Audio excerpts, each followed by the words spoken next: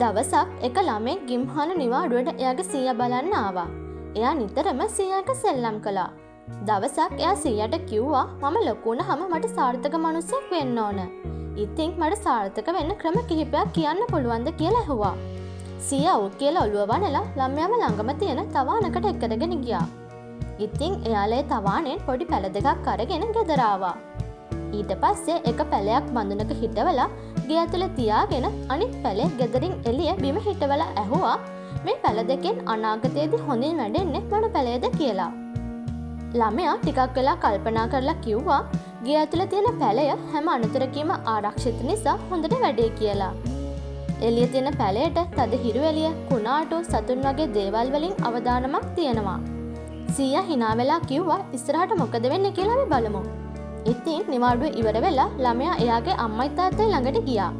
ආයෙමත් අවුරුදු 4කට පස්සේ එයා එයාගේ සීයා බලන්න ආවා.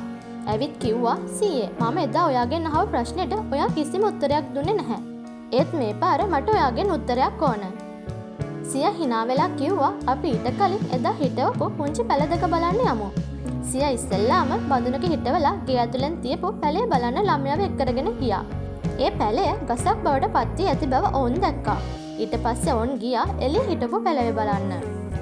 ඔවුන් දැක්කේ ඒ පුංචි පැලේ විශාල ගසක් බවට පත් වී තිබෙන බවයි. එහි අතු බොහෝ දුරට විහිදී ගිහින් සෙවණ දෙනවා.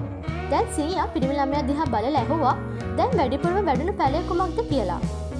අපි එළිය හිටපු පැලය තමයි හොඳින් වැඩිලා තියෙන්නේ කියලා පිරිමි ළමයා පිළිතුරු දුන්නා. එතකොට සීයා කිව්වා ඒත් පුතේ මේ ශාකය බොහෝ අනතුරු වලට මුහුණ දෙන්නේ නැති. හැබැයි මේ ශාකය ඉතා විශාල වුණා. දන්නවද පිටතැති ශාකයට බොහෝ දේවල් වලට මුහුණ දීමට සිදු වුණ නමුත් ඔවුන්ට ගැටලු සමග කටයුතු කිරීමෙන් ඊට වඩා ප්‍රතිලාභ ලැබෙනවා. පිටතැති ශාකයට අවශ්‍ය තරම් මුල් විහිදුවීමට නිදහස තිබුණා. කුණාටු වැනි ගැටලු එහි මුල් ශක්තිමත් කළා. අද ඒ ඉතාමත් ශක්තිමත්. පුතේ මම දැන් ඔයාට කියන්න යන දේ හැම වෙලේම මතක තියාගන්න. එතකොට ඔයා ජීවිතය කරන ඕනම දෙයකින් සාර්ථක වෙයි.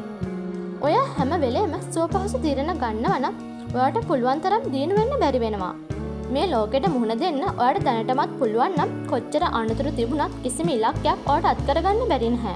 ප්‍රශ්න කවදාවත් බාධක විදිහට හිතන්න එපා. ඒවා සාර්ථකත්වයට යන පියවර විදිහට හිතන්න. පුංචි ළමයා දිග හුස්මක් අරන් ගහ දිහා බලාගෙන එයාගේ සීයාගේ වචන තේරුම් ගත්තා. අපි සතුරන් විදිහට සලකන බාධක අපිව ශක්තිමත් කරනවා වගේම සාර්ථක කරනවා. අපේ ජීවිත හරියට වික්‍රමාන්විතයක් වගේ. බාධක හරියට විසඳන්න බලාගෙන ඉන්න ප්‍රහේලිකාවක් වගේ කියලා හිතන්න. ක්‍රීඩාවක් කරනකොට විනෝදජනකම කොටස තමයි අභියෝග ජය ගන්න කොහොමද කියලා හොයන එක. ඔබ මුහුණ දෙන හැම බාධාවකින්ම ඉගෙන ගන්න. වර්ධනය වෙන්න, ශක්තිමත් වෙන්න. බාධක වලට ඔබව අදාරමත් කරන්න ඉඩ දෙන්න එපා. ඒවා වැළඳ ගන්න. ජීවන ක්‍රීඩාව ඉහළටම යන ආකාරය බලන්න. ඔබේ මාර්ගයෙන් ඕනෑම දෙයක් ජය ගන්න ඔබට කුසලතා තියෙනවා, අදිෂ්ඨානය තියෙනවා. ඉතින් මම හිතනවා ඔබ කුමක් හෝ දෙයක් මේ වීඩියෝ එකෙන් ඔබේ ජීවිතයට එකතු කරගන්න ඇති කියලා. ඉතින් බාධක වලට මුහුණ දීලා ජීවිතේ ඉස්සරහට යන්න.